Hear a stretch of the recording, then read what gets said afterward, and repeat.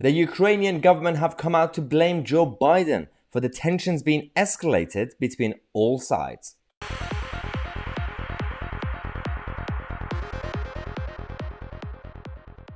Oh, do you remember when the new president came into power? Oh, and her vice president, Joe Biden. Joe and Kamala promised us mature leadership, strong leadership in the West.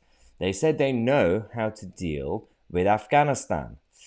Didn't really go well for Uncle Joe. They said they know how to handle Vladimir Putin. Well, let's just say they've overplayed their hand right now.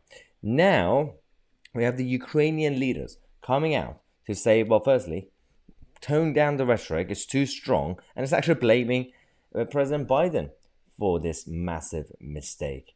Because if it's a bluff, the way Biden, and he's also got the rest of NATO to do the same thing, be strong like a bear fighting a Russian bear. If it's a bluff, well, you've overplayed the hand. Unless you guys are geniuses and we are wrong, then fine. If it's not a bluff, then you're just screaming. Do something about it. If you know how to handle Russia, which again I highly doubt that they can, because we've seen the 20th century, you haven't done really well. But my biggest problem goes back to the people running the White House. They're currently having a bit of a meltdown, and the whole system is malfunctioning. I got 3 evidence of Kamala and Joe, their system, their operating system malfunctioning as robots. Watch this. The first one is Kamala Harris. We must together work together to see where we are headed, where we are going, and our vision for where we should be, but also see it as a moment, yes, to together address the challenges and to work on the opportunities. What? So we're going somewhere together? It's the worst version of word salad I've seen. And then she had to reset her system. In the middle of it, she was like, oh yes, together. We're going, no, that way. Oh no, we're going that way, guys. No. You think this is bad?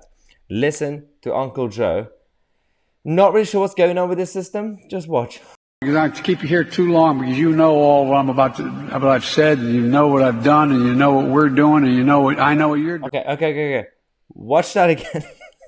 Just watch. Because I keep you here too long because you know all what I've said, and you know what I've done, and you know what we're doing, and I know what you're doing. I know what you're doing. You know what I'm doing. Everyone knows. We have to. But there's a point. You would think that, of course, there's tensions between East and West, conflict. Get it? But we still, as citizens of the West, we have to hold our leaders to account so that we make sure we pick better leaders. So I can sit here and start attacking the Ayatollahs in Iran or President Xi or Putin or anybody else, and we do it all the time anyway. But we also have to hold our own to account, because otherwise it's just weirdly biased. And if we want a strong West, we need stronger leaders. Let's go back to Uncle Joe talking about his dealings with Putin and how strong he is. It's bad. Today, the world heard clearly the full extent of Vladimir Putin's twisted rewrite of history, going back more than a century, as he waxed eloquently, noting that, well, I'm not going to go into it, but nothing in Putin's lengthy remarks indicate any interest in pursuing real dialogue. Finish a sentence. When you start a sentence, finish it. I'm not really, he was being sarcastic about Putin being eloquent. And get the irony, Joe. Get the irony. Be eloquent yourself. I do not understand what he was trying to say. If it was supposed to be on auto cue, scripted, then don't go sidetrack. Stay on the note. Stay on the party line. It's embarrassing. These are the people we have to be dependent on to lead the West, to keep the West free. Unless you're Justin Trudeau, then you're probably doing President Xi's job, like Jacinda Ardern as well.